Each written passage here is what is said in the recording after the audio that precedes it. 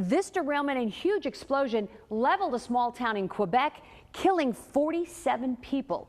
Then just 5 months later, a shipment so volatile many called it the bomb train derailed in North Dakota, spilling some 400,000 gallons of highly flammable sweet crude oil. And this disaster could have easily happened here, as this train was headed for the Marquise Oil Terminal in tiny Hayti, Missouri.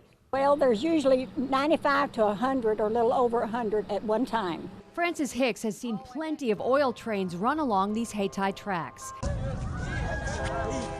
And she fears what will happen if, like in so many other communities, one or more of those tanks derails. We're talking something very, very catastrophic. Heimdall, North Dakota, May 6th. An oil train derailment causes several cars to burst into flames. The tiny town is evacuated. What would we do if this happened here, you think? Oh man, we're gonna have to evacuate. You know, we have to get up out of here. Cause these towns, these little old, like this Hayti, you know, these little old towns, if something like that happened, we through. When the oil train business showed up here in Hayti, that's when we got serious about it. Hayti Fire Chief Glenn Whitener knows all about the oil that arrives by rail here at the Marquise Terminal outside of town. He explains why it is so dangerous. The oil, the sweet crude that comes out of the Bakken oil reserve up there in the Dakotas, it generates a pressure when it's transported. When that car ruptures, the pressure on there pushes the product out and creates a very spectacular fire. All the oil headed to Hayti, Whitener says, comes from those Bakken oil fields. And what's even scarier, we don't really know when these trains are coming or exactly where they travel. The U.S. Department of Transportation won't make that public. So here's what we can tell you based on research done by safety groups that track oil train incidents. The massive 118-car trains leave North Dakota headed south.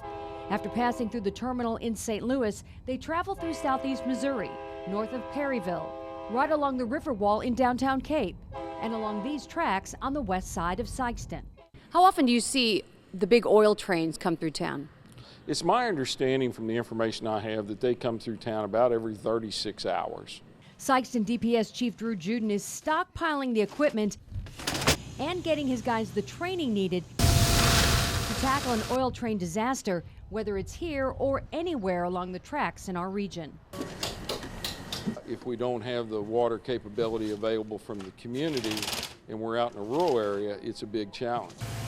We do have the water capability in the community, but that's also where we have our population. When we first started, we had 18 to maybe 24 trains a month. Back in Hayti, Chief Whitener tells me the Bakken sweet crude the trains carry to Marquise is a very thin liquid, about the consistency of kerosene. It's pumped through underground pipes onto waiting barges like this one. So it's not thick crude, it's very thin and it flows very, very easily. And even though Marquise and Burlington Northern won't speak to us about the oil trains, Chief Whitener calls them both good corporate partners. They've paid for this foam, the equipment to spread it, and training on how to use it. And Mayor Bobby Watkins tells me his small community is ready to make a big investment, $90,000 in new equipment. This is the brush truck that we're looking at right now, so we're going to receive this.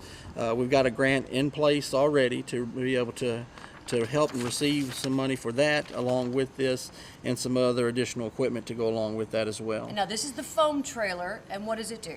Foam trailer, basically it's going to be something that they will be able to park this closer to the fire truck or to the fire without having the firemen themselves be in harm's way as often.